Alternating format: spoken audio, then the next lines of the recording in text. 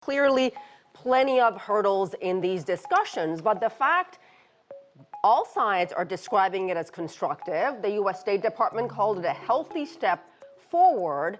Is this perhaps a good start?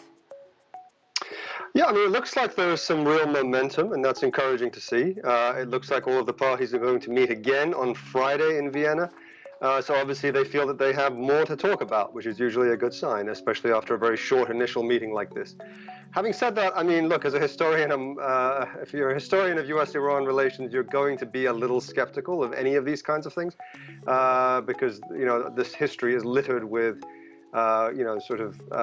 false starts and good intentions that don't always necessarily go anywhere. I think, look, there are reasons for optimism, but I think there are some real challenges ahead. Fundamentally, the two sides, I think, have some real philosophical differences in the way they approach this.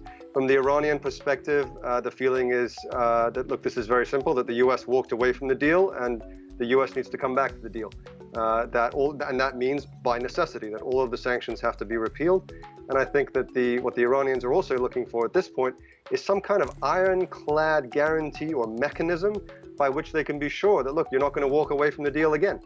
From the American side, there seems to be a sort of philosophical approach that says more, well, let's use this as a conversation, as a sort of some form of leverage to be able to extract further concessions from Iran.